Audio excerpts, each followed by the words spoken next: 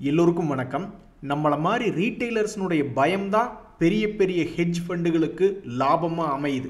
நம்ம பயந்துட்டு போய் மேலே இருக்கிறதுலே ஹையில் வாங்கிடுறோம், இதுக்கும் மேலே போய்கிட்டே இருக்குமோ அப்படின்ற மாதிரி மிஸ் பண்ணிடுவோமோ அப்படின்ற ஒரு பயத்தில் வாங்குகிறோம். அதே மாதிரி கீழே இறங்கும்போது ஐயோ இதுக்கும் கீழே போயிடுமோன்னு நம்ம பயந்துட்டு வித்துடுறோம். ஆனால் இப்போ எல்லாமே மாறிடுச்சு. ஒரு நண்பர் சொல்கிறாரு பாருங்க, நான் டாடா ஸ்டீலை 177 ரூபாய்க்கு நான் போய் வாங்கிட்டேன், 20% லாஸ்ன்னு நான் பயந்துக்கிட்டு இருக்கல.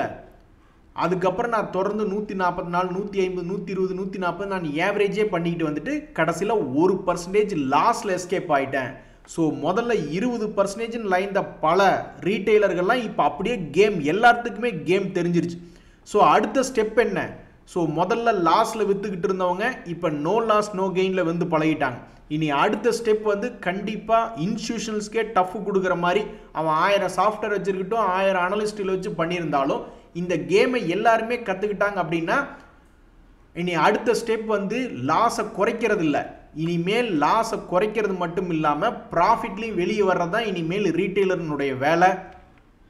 ஸோ இவ்வளவு நாள் ஒரு குறிப்பிட்ட ஆட்கள் மட்டுமே, குறிப்பிட்ட மீடியாக்களில் மட்டுமே ஸ்டாக் மார்க்கெட்டினுடைய தகவல்களை பார்க்கும்போது அப்போ என்ன மாதிரி சொல்லுவாங்கன்னா, இறங்குறத பார்த்துட்டு இந்த ட்ரெண்டின் படி இன்னும் இறங்குமோ இன்னும் இறங்குமோ இன்னும் இறங்குமோ அப்படின்ற மாதிரியே பேசிக்கிட்டு இருப்பாங்க. இதை பார்க்கக்கூடிய மக்களுக்கு ஒரு மாதிரி ஸ்டாக் மார்க்கெட்டே முடிஞ்சுதா அப்படின்ற மாதிரி பாவம் இருக்கிறதுலே நஷ்டத்தில் வெளியே வருவாங்க. அதுக்கப்புறம் பார்த்தா அப்படியே யூடர்ன் போட்டு மேலே வரும். இப்படி உச்சிக்கு மேலே வந்ததுக்கப்புறம் தான் பார்த்தீங்களா அந்த பங்குகள்லாம் ஏறிடுச்சுன்னு மறுபடியும் ஒரு மாதிரி டெம்ப்ட் பண்ணி வாங்க வைப்பாங்க. ஸோ அப்படியே உங்களை ஆப்போசிட்டில் போய் வைக்கிற மாதிரி இருப்பாங்க. ஆனால் இப்போ என்ன நடக்குது? ஒவ்வொரு டீ கடையிலையும் நண்பர்களுக்கு பேசும்பொழுது அல்லது பலதரப்பட்ட இடங்களில் பார்க்கும் பொழுது, ஆனால் அவன் இறங்கினான்னா அப்புறம் கொஞ்ச நாள் கழிச்சுக்கு இது ஏறி வரப்போகிறான், ஒரு நல்ல ப்ளூ சிப் கம்பெனியாக இருக்கும் பொழுதோ அல்லது ஒரு இண்டெக்ஸாக இருக்கும் பொழுதோ அப்படின்ற மாதிரி மைண்ட் செட், ஒரு அருமையான மைண்ட் செட் வந்துருச்சு. இனிமேல்லாம் பெரிய பெரிய ஃபண்டு மேனேஜர், அதுலேயும் குறிப்பாக இந்த ஹெட்ஜ் ஃபண்டுகள்லாம் எப்படியாவது லாபத்தை சம்பாதிக்கணும் அப்படின்ற வழிமுறைகளை இறங்குவாங்க. இனி அவங்களுக்கெல்லாம் ரீட்டைலர்ஸ் பயங்கரமான டஃப் காம்படிஷன் கொடுக்க போகிறாங்க. அது மட்டும் இல்லை, நம்ம செபியுமே வெளிநாட்டிலிருந்து நம்ம நாட்டில் கோடிக்கணக்கான பணத்தை ஆப்ஷன் ட்ரேடிங்கில் எடுத்துகிட்டு போயிடுறாங்க அப்படின்றது தெரிஞ்சுக்கிட்ட உடனே அதையும் கம்மி பண்ணுறதுக்கு பல வழிகள் பண்ணிட்டாங்க. ஸோ இனிமேல் ஸ்டாக் மார்க்கெட்டில் அடுத்தவனை ஏமாற்றி சம்பாதிக்கக்கூடிய வழிவகைகள் என்பது ரொம்ப ரொம்ப கம்மியாயிடுச்சு. நண்பர்களே, இன்னைக்கு ஒரு மிக முக்கியமான தகவல். மார்க்கெட்டே மேலே உச்சத்தில் இருக்கும் பொழுது இன்னும் பல ஃபேமஸான பங்குகள் திரும்பி அதனுடைய பழைய ரேட்டுக்கு வரல. இப்போ கூட சமீபத்தில் மார்க்கெட் கீழே இறங்கிட்டு தன்னுடைய ஹையை மீட் எடுத்துட்டான். ஆனால் இன்னும் ஃபேமஸாக இருக்கக்கூடிய பல பங்குகள் இன்னும் மேல் நோக்கி வரல.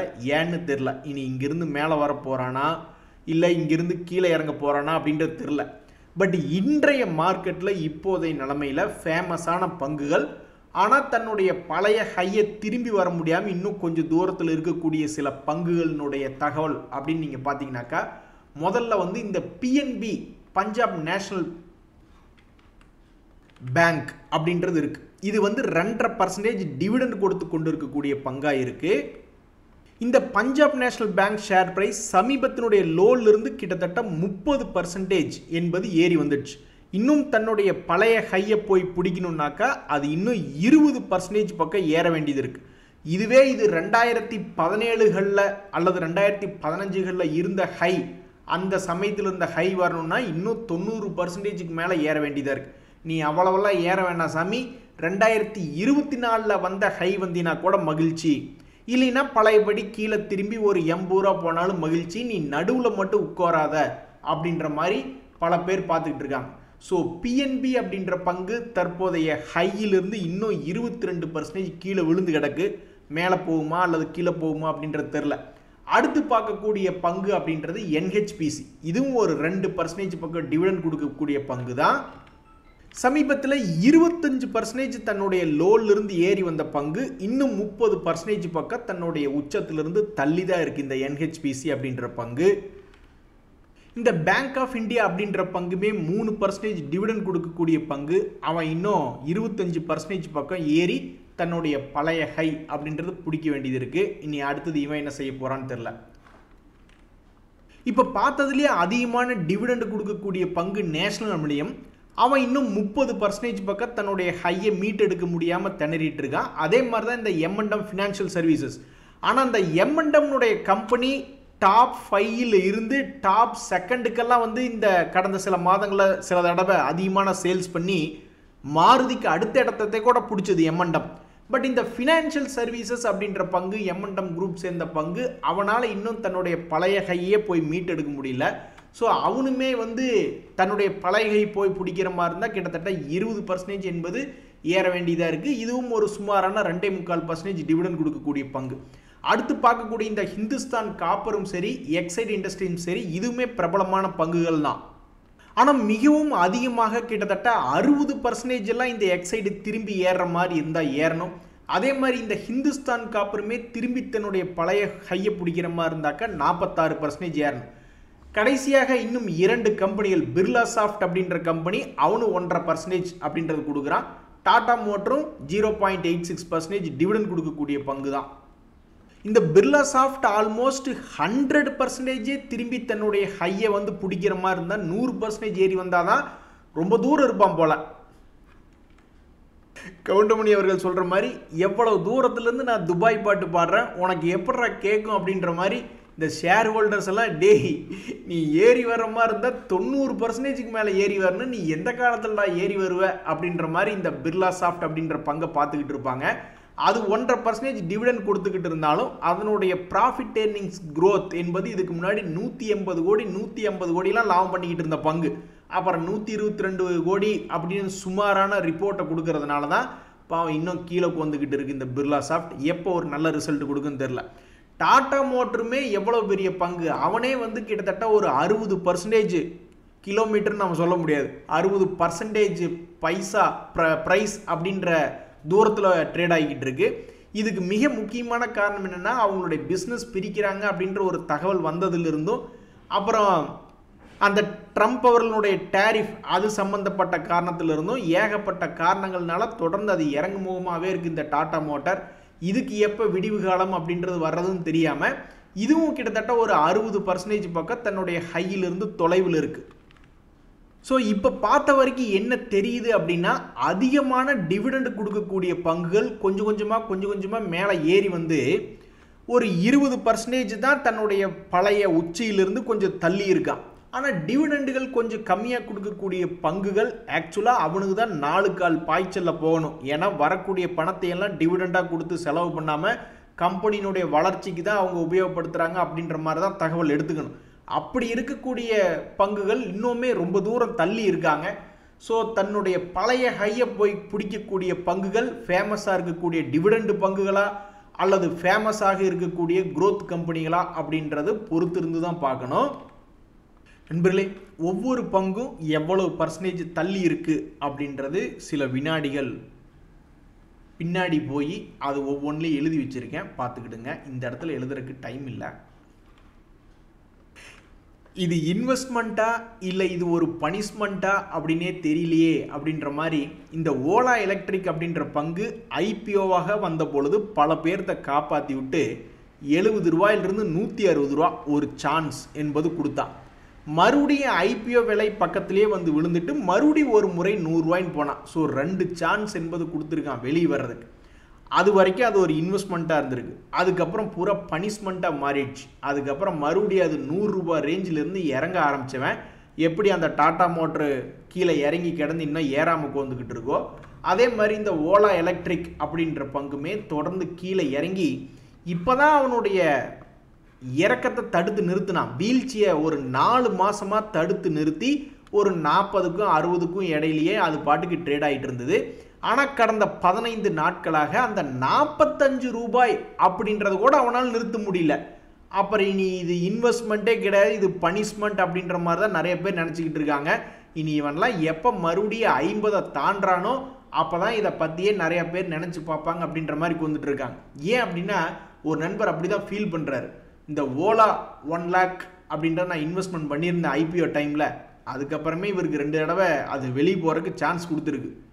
ஆனால் இவர் அந்த பனிஷ்மெண்ட்டை ஏற்றுக்கிட்டார் போல். சரி பரவாயில்ல கும்பா பாடுன்னு சொல்லி விட்டுட்டார் போல். அதுக்கப்புறம் வந்து இப்போ 1 லட்ச ரூபா ஐபிஓவில் போட்டது லாக் ஆகிருக்கு அப்படின்றார். இப்போ சமீபத்தில் வந்த ஐபிஓக்களோட கம்பேர் பண்ணி பாருங்கள். ஹூண்டாயின்னு ஒரு ஐபிஓ வந்தது. அது இந்த மாதிரி பெருசாக சம்பாரிச்சும் கொடுக்கல, பெருசாக கீழேயும் போகல, கீழே இறங்கினது மறுபடியும் மீட்டு கொடுத்துட்டான். எல்ஐசி அது ஒரு லாபம் செய்யக்கூடிய கம்பெனி, அவன் பெருசாக கீழே விழுந்தா மறுபடியும் பெருசாக மேலே வந்தா அப்புறம் மறுபடியும் பண்ணால் அவனும் சம்பாரிச்சு கொடுத்துட்டான். இப்போ ஹெச்டிபி ஃபினான்ஷியல்னு கூட ஒரு ஐபிஓ வருது, அதுவும் நல்ல லாபகரமான கம்பெனியாக இருக்கும் பட்சத்தில் அவனு இந்த மாதிரி பெருசாக பனிஷ்மெண்ட் என்பதெல்லாம் கொடுக்க மாட்டான். ஸோ ஒரு கான்செப்டில் ஏதோ ஒரு கான்செப்டில் ஒரு பர்ஃபார்மன்ஸ் பேஸ் பண்ணி எடுக்காமல் ஒரு கான்செப்டில் எடுத்தோம்னா அது பெருசாக மேலேயும் தூக்கி விடலாம் அல்லது பெருசாக அது கீழே அமுத்தி விடலாம்.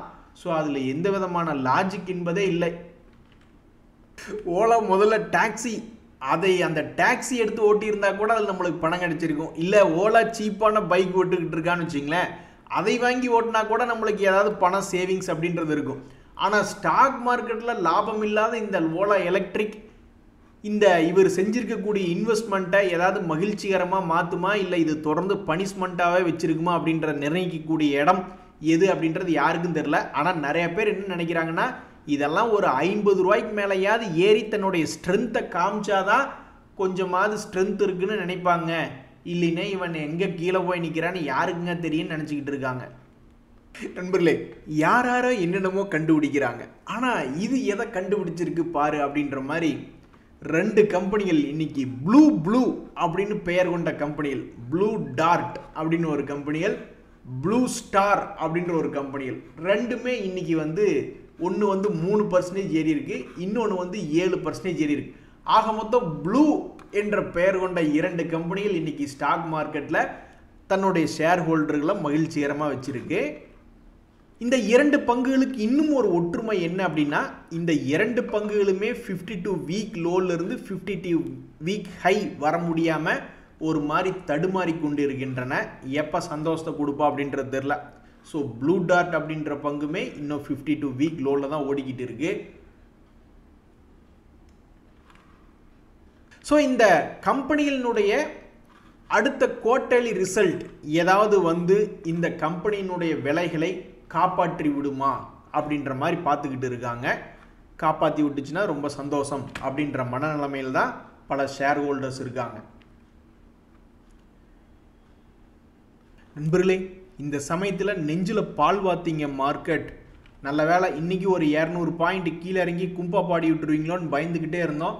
வெறும் ஒரு 15 பாயிண்டில் ஃப்ளாட்டில் தான் இருக்கீங்க அப்படின்ற மாதிரி மகிழ்ச்சியாக இருக்கக்கூடிய இந்த நேரத்தில் உண்மையிலேயே இன்னைக்கு மார்க்கெட்டில் யார் பெருசாக மகிழ்ச்சி கொடுத்தாங்கன்னா, அப்படியே ஒன்று பார்த்தோமே ப்ளூ டாட், அது மாதிரி ஸ்மால் கேப்பில் இருக்கக்கூடிய பங்குகளும், அதே மாதிரி மைக்ரோ கேப்பில் ஒரு பங்கு கேப்ரியல், நல்ல பெயர் கேப்ரியல் அப்படின்ற ஒரு பங்கு, அது ஒரு 20% பக்கம் ஏறி, அது ஒரு மைக்ரோ கேப் பங்கு தான், அது கூட இன்னைக்கு ஒரு 20% ஏறி சந்தோஷத்தை கொடுத்துருக்கு. மற்றபடி வேறு எங்கே போய் சந்தோஷத்தை தேடினாலும் பெருசாக சந்தோஷமே இல்லை. ஸோ கண்டிப்பாக இன்னைக்கு போர்ட்ஃபோலியோ என்பது ஒரு செலுசெலுப்பாகவே இருக்காது. எவனோர்த்த ஏறியும் எவனோர்த்த இறங்கியும் கண்டிப்பாக நம்மளுக்கு இன்றைக்கி பிரயோஜனம் இல்லாத வேலையை தான் பல பேர்த்தினுடைய போர்ட்ஃபோலியோவில் பார்த்துருப்பாங்க. ஆனாலும் அநியாயம் தாங்க. இந்த கேப்ரியல் அப்படின்ற பங்கு இன்றைக்கி 20% ஏறி இருக்கு. நான் போய் ஏதாவது அதனுடைய ப்ராஃபிட் ஏர்னிங்ஸ் க்ரோத் என்பது நல்ல வளர்ச்சி பாதையில் இருக்குது அப்படின்ற மாதிரி பார்க்கலான்னு பார்த்துக்கிட்டு இருந்தேன். அதுக்கு முன்னாடி இந்த கம்பெனிகிட்ட கடன் என்பதே கிடையாது, டிவிடெண்ட் 0.47% அப்படின்ற மாதிரி சில பேராமீட்டர், ஃபண்டமெண்டல் பேராமீட்டர் இதுக்குள்ளே இருந்தாலும் நான் அதை போய் தேடி பார்க்குறேன். அது கன்சிஸ்டண்ட்டாக 50 கோடியாக ஒரு கன்சிஸ்டன்ட் வருமானம் தான் பண்ணியிருக்கு. ப்ராஃபிட் ஏர்னிங்ஸ் க்ரோத் என்பது பண்ணல. இருந்தாலும் இன்றைக்கி இதை ஒரு 20% ஏற்றி வச்சு அழகு பார்த்துக்கிட்டு இருக்காங்க. ஸோ இன்றைக்கி ஸ்மால் கேப் பங்குகள் ப்ளூ டார்ட்டு, அதே மாதிரி ஒலெக்ட்ரா, இந்த ரேமண்ட்லாம் சந்தோஷம் ஓவர் அள்ளி கொடுத்துக்கிட்டு இருக்குது 2-3 நாளாக. பட் இருந்தாலும் ஒலெக்ட்ரா இது போன்ற பங்குகளில் தான், ஸ்மால் கேப்லையும் மைக்ரோ கேப்லையும் தான் இன்றைக்கி கொஞ்சம் சந்தோஷமாக இருக்கே ஒழிஞ்சு, மற்றபடி இன்றைக்கி வேறு எங்கேயும் மார்க்கெட்டில் சந்தோஷம் இல்லை. இதிலிருந்து என்ன தெரியுதுன்னா, மார்க்கெட்டில் இன்னும் செல்லிங் ப்ரெஷர் வரல அப்படின்னு அர்த்தம். ஏன்னா செல்லிங் ப்ரெஷர் வந்ததுன்னா முதல்ல அடி வாங்கி ரத்தம் கக்கிறது இந்த ஸ்மால் கேப்பும் மைக்ரோ கேப்புமாக தான் இருக்கும். இன்றைக்கி அவங்க 2 பேரும் தான் கொஞ்சோண்டு சந்தோஷத்தை கொடுத்துருக்காங்க. அப்படின்னா இன்னும் பெரிய அளவில் மார்க்கெட்டில் செல்லிங் வரல. எங்களை எதாக இருந்தாலும் 25,000 அப்படின்றதான் எங்களை காப்பாற்றும். இப்போ 25,529 இருக்குது. ஸோ எங்களை காப்பாற்றக்கூடிய டெசிஷன் என்பது 25,000க்கு கீழே போகுது அப்படின்னா தான் மார்க்கெட்டே வீக்கு. அப்படியே 25,000க்கு கீழே போகும் பொழுது கூட இவ்வளவு தூரம் ஏறி வந்த லாபம் என்பது தொடர்ந்து ஓரளவுக்காவது இவ்வளவு தூரம் ஏறி வந்த லாபம் கொஞ்சம் வேணாலும் குறையும், ஏதாவது டெசிஷன் எடுக்கிறதுக்கு உபயோகமாக இருக்கும். மற்றபடி எதாக இருந்தாலும் 25,000 தாண்டித்தாயா நீ எங்களை தொட முடியும் அப்படின்ற மாதிரி பல ட்ரேடர்கள் மனசில் தைரியமாக உட்காந்துக்கிட்டு இருக்காங்க. ஸோ அந்த 25,000க்கே இன்னும் 530 பாயிண்ட் நிஃப்டி தள்ளி தான் இருக்குது. இந்த சூழ்நிலையில் நான் கரடிகள்கிட்ட நான் எந்த வம்புக்கும் போக விரும்பல, எந்த சவாலும் விட விரும்பல. முடிஞ்ச இந்த 500 பாயிண்ட்டை தொட்டு காட்டு, 25,000க்கு கீழே போய் காட்டுக்கலாம், நான் எந்த விதமான சவாலும் விட விரும்பல. கரடிகள் நினச்சிதுன்னா அப்புறம் அதை ஒரே நாளில் பண்ணி விட்டுரும். ஒரே ஒரு குண்டு ஏதாவது ஊருக்குள்ளே இல்லை, உலகத்தில் ஏதாவது ஒரு மூலையில் போட்டாலும் போதும், உடனே கரடி இங்கே வந்து உட்காந்துரும். அட கடவுளே, நிறைய பேர் என்ன இந்த சம்பல் ஃபெர்டிலைசருக்கு ஒரு விமோச்சனமே கிடைக்கல. இந்த சம்பல் ஃபெர்டிலைசரை இந்த கோரமண்டல் ஃபெர்டிலைசர் மாதிரி மேலே ஏற்றி இந்த மார்க்கெட்டை அழகு பார்க்கணும் அப்படின்னு நினச்சிக்கிட்டு இருந்தா இந்த மார்க்கெட் அப்படியே ரிவர்ஸில் பண்ணும் போல்.